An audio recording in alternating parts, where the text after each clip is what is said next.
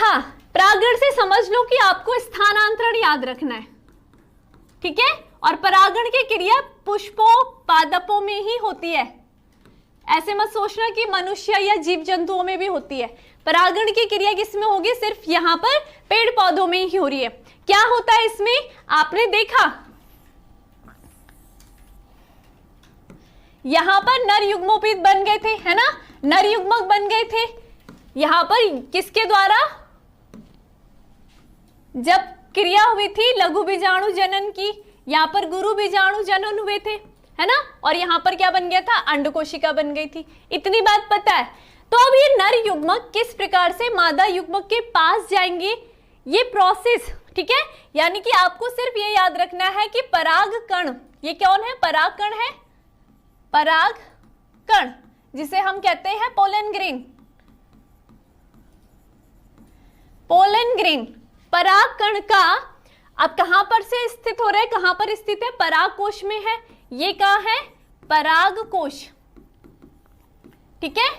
पराग कण का पराग कोश से मुक्त होकर, मुक्त हो गए, ये लो भाई मुक्त हो गए, मुक्त होकर के किसी कारक के द्वारा, या आप बोल सकते हो किसी विधि के द्वारा स्त्री केशर के वर्तिकाग्र पर पहुंचने की क्रिया, ठीक है।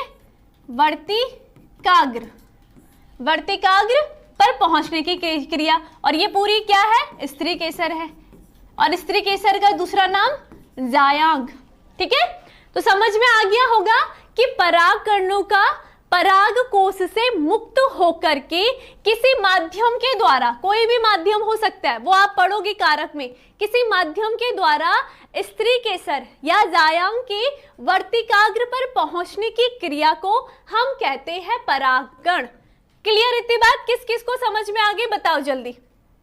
बहुत इजी सी डेफिनेशन के उसमें समझ में आ गई हूं। अब देखो ये मुक्त होकर के कहां जा रहे हैं? किसी माध्यम के द्वारा यहां पहुंच गए हैं स्त्री केसर के वर्तिकाग्र पर, और यही प्रोसेस कहलाती है परागण की। क्लियर?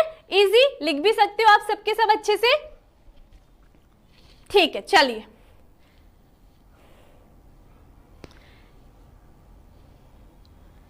चलो ठीक है ना। तो यहां पर हम कैसे डेफिनेशन लिख सकते हैं? पराग कणों का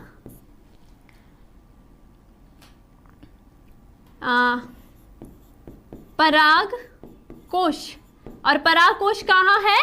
पुंकेश्वर में स्थित है ना। पराग कोश से मुक्त होकर किसी कारक द्वारा, किसी कारक द्वारा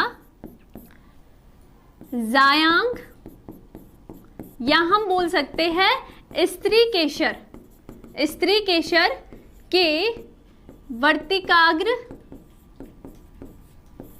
पर जाने, या स्थानांतरण, थोड़ा अच्छे वर्ड यूज करेंगे,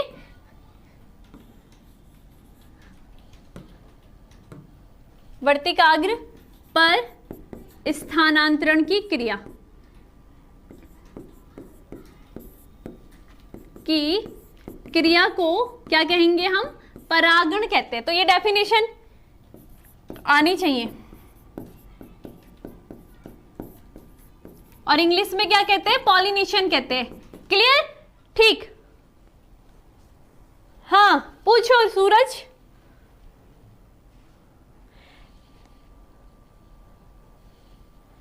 चलिए ठीक है ना। तो ये क्या होगा? आपका परागण की क्रिया होती है।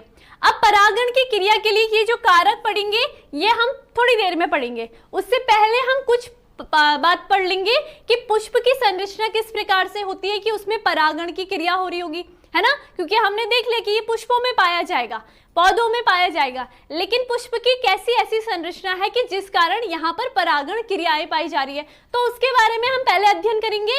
उसके बाद जब हमें संरचना पता चल जाएगी उसके बाद हमें कारक भी अच्छे से समझ में आ जाएंगे। ठीक है, तो पहले हमने संरचना देखनी है।